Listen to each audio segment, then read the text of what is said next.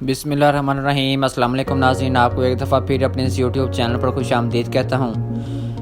ناظرین، پچھلے دنوں جب آرمی چیف نے ریٹائر ہونے کا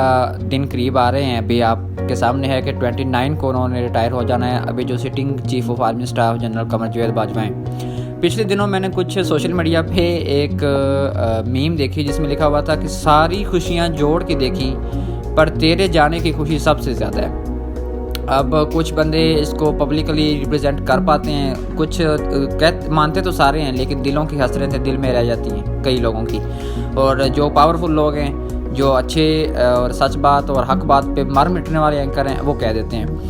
میں یہاں پہ اس ویڈیو میں جنرل قمر جاوید باجوہ پہ ڈسکس نہیں کروں گا کیونکہ ان کو جتنا ڈسکس ہو گیا یا جتنی ان کو عزت ملنی تھی وہ مل گئی۔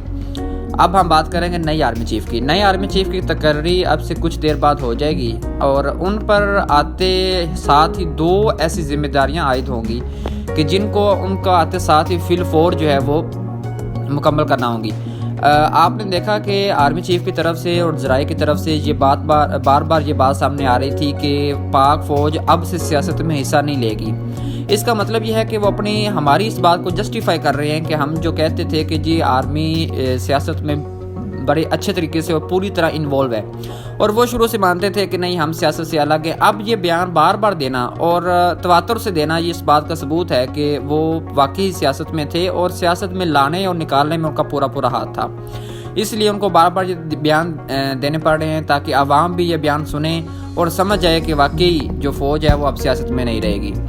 نئے آرمی چیف آنے والے جو ہیں ان پہ ایک سب سے بڑی ذمہ داری جو پہلی عائد ہوگی اور سب سے میرا خیال ہے کہ امپورٹنٹ ذمہ داری وہ یہ ہے کہ رجیم چینج آپریشن کی وجہ سے جو عوام ان سے ناراض ہوئی ہے،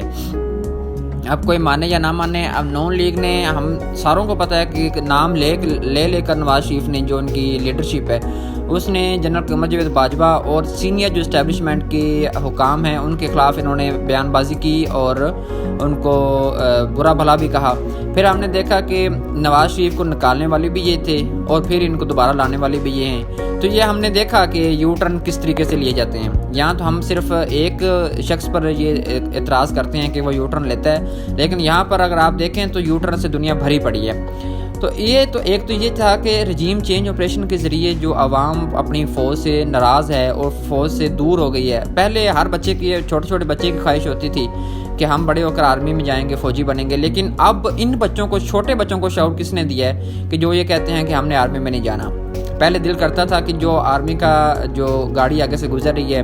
چاہے عام فوجی ہیں یا چاہے حکام ہیں، تو ان کو سلیوٹ کرنے کا دل کرتا تھا۔ آج کس بات نے ان کو اس چیز سے منع کر دیا کہ آپ لوگ سلیوٹ نہ کریں، اور دلوں میں ایک نفرت ایک تو ہوتی ہے نا کہ نفرت آپ ایک دوسرے کے دشمن بن جائیں، اس طریقے سے تو نہیں ہے۔ اللہ کا شکر ہے ابھی اس مقام تک ہم نہیں پہنچے تھے اور صاحب کا جانا ہو گیا، لیکن اگر یہ اور مزید رہتے تو ہم انشاءاللہ اس منزل تک بھی پہنچ سکتے تھے، لیکن اللہ کا شکر ہے کہ اس کو چینج کیا جا سکتا ہے۔ اور ابھی جو نئے آئیں گے آرمی چیف، ان کی طرف سے ایک یہ ان کو مین ان کا جو ٹارگٹ ہوگا وہ یہ ہوگا کہ فوج کو دوبارہ عوام کے قریب کیا جائے۔ اب وہ کس طریقے سے ہو سکتا ہے؟ اس میں ایک تو یہ ہوگا کہ یہ جب سے جو کہ دعویٰ بھی کر رہے ہیں کہ ہم نے مزید اب عوام اور فوج کو اپنے قریب لانا ہے اور ہم نے مزید سیاست میں حصہ نہیں لینا، تو یہ بات کو اگر یہ امپلیمنٹ عملی طور پر کر دیتے ہیں تو اس سے تو واقعی یہ ہوگا کہ عوام جو ہے وہ یقیناً اب عوام، آپ ایک بات یہ سمجھیں کہ عوام پوری فوج کے خلاف نہیں ہے، عوام ایک انڈیویجول کے خلاف ہے جس نے اپنی ذاتی انا کی خاطر، جس نے اپنی خواہشات کی خاطر اور کچھ مال و زر بڑھانے کی خاطر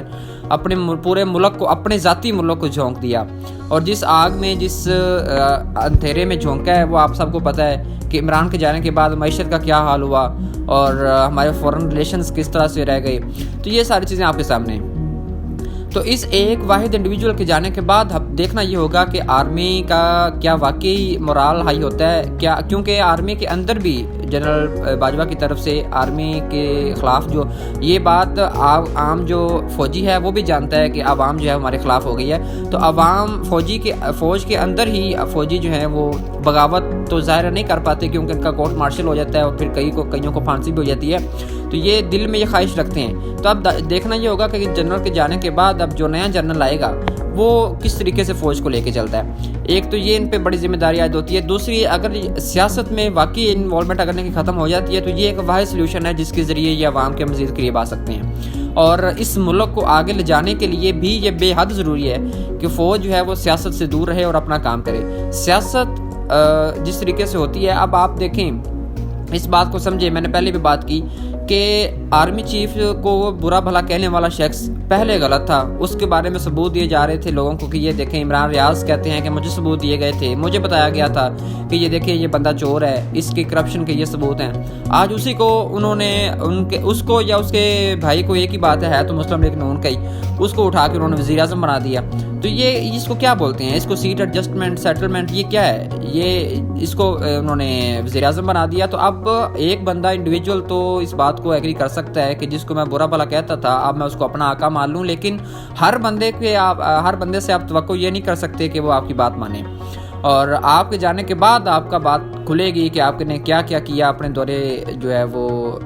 اس کی چیف آف آرمی اسٹاف کی لائف میں جب آپ تھے ملک کے, تو آپ نے کیا کیا مراعات لیں, آپ نے کیا کیا, اگر کرپشن کی ہے تو کیا کیا کی ہے. پھر آپ کی جو ہے وہ باتیں سامنے آئیں گی. جیسے جنرل راحیل شریف کی طرف سے ایک سامنے آئی ہے ابھی بات کہ ان کو 90 یا 92 ایکڑ زمین جو ہے وہ بیدیاں روڈ پر دی گئی ہے. اب وہاں پہ زمین دینے کا کیا مقصد ہے,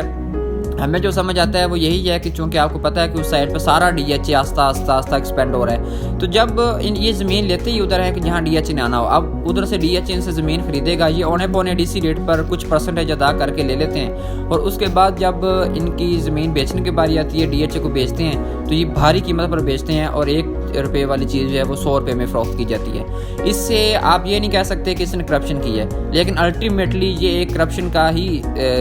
چہرہ ہوتا ہے کہ آپ ایک چیز سستے داموں میں لیں اور آپ کو اتنی مہنگی اتنی زمین کاہے کو دی جا رہی ہے. آپ نے کیا کیا, مثلا آپ کو ایک پروٹوکول دیا جا رہا ہے, آپ کو ایک اچھی پے دی جا رہی ہے, آپ کو آفٹر آپ کی سروس کی ایک اچھا اسٹیبلشڈ کر کے بزنس دیا جا رہا ہے, آپ کو ایک اچھے خاصے پیسے دیے جاتے ہیں, تو آپ کو یہ اتنی بھاری جو زمین ہے اس کا دینے کا کیا مقصد ہے. یہ پاکستان کا خیر آئین ہے, اس پہ ہم بعد میں کسی اور ویڈیو میں بحث کریں گے کہ جیسے جیسے رینک میں اضافہ ہوتا ہے ویسے ویسے کیا کیا مراد دی جاتی ہیں. مزید اس طرح انفارمیٹیو ویڈیو جاننے کے لیے ہمارے چینل کو سبسکرائب کریں, بیل کے آئیکن کو لازمی کلک کریں تاکہ انفارمیٹیو ویڈیوز آپ کو بعد وقت مل سکیں. شکریہ.